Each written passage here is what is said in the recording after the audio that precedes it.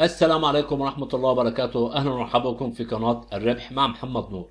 النهاردة أنا جايب لكم التطبيقين دول. التطبيقين دول أنا هتكلم عليهم وهنشوف هما بيشتغلوا إزاي. والتطبيقين دول شبه بعض بالظبط، تحس اللي عملهم هو واحد اللي عمل التطبيقين دول، عشان لو واحد فشل التاني ينجح.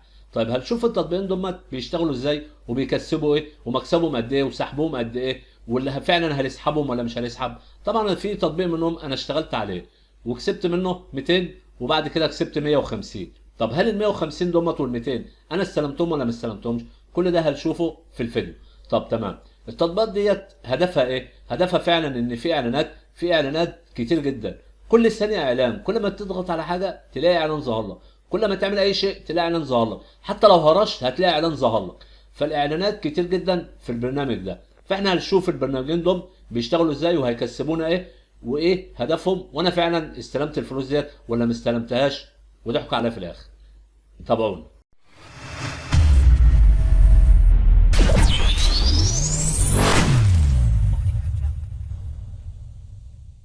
وارجع لكم تاني على التليفون عشان نشوف التطبيقات ديت بتعمل ايه بالظبط وايه المكسب اللي احنا بنكسبه منها.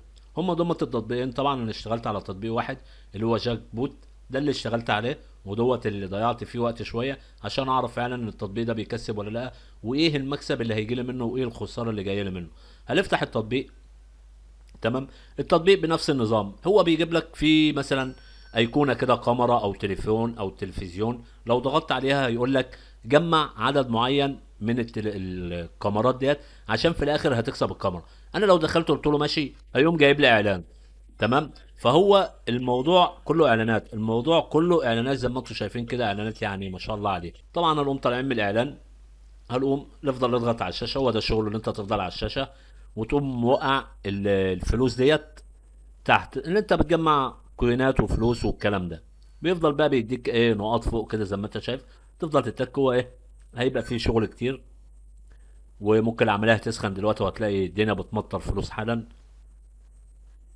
يعني مثلا في حاجات اللي هي ديت باللي انت بتزود سرعه البتاع اللي عمال يخش ويطلع ده.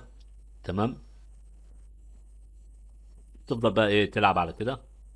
هو ده اللعب. طبعا بيبقى هلك للتليفون وهلك للنت. شوف على طول كل ما تاخد اي حاجه هيقوم جايب لك اعلان. يعني كل ما تاخد اي حاجه لو اتكيت ان انت تجمع الفلوس دي تاخد اعلان. طبعا هو بيجيب لك اهوت. ده بقى اللي هي ايه الفيزا.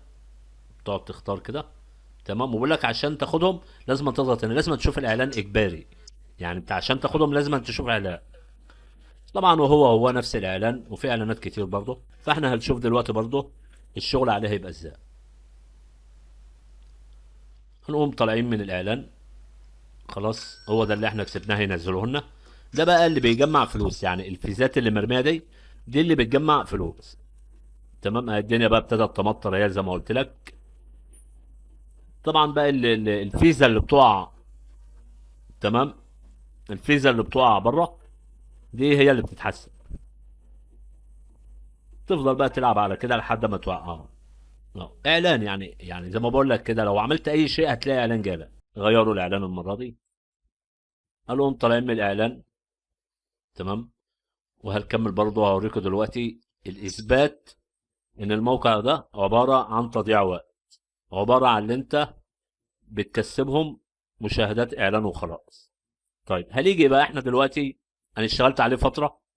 هنيجي بقى عند هنا، نيجي هنا للتك هنا. هنلاقي هنا المكسب اللي انت بتكسبه.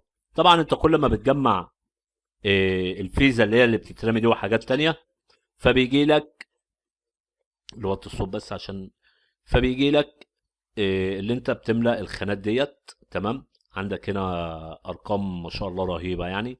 فالمهم انا قعدت اشتغلت فجمعت 150 دولار في الاول، وبعدين جمعت 200 دولار. الكلام ده خد حوالي يجي اسبوع معايا اما جمعت المبلغ ده. طيب هل المبلغ ده انا خدته؟ انا لسه لي 3 افراد المفروض هم بيستلموا ارباحهم عشان انا اخد ارباحي. معنى كده ان الموقع دوت صادق. ده انت كده انت لسه لك 3 انفار، هنا 3 وهنا 3. تمام.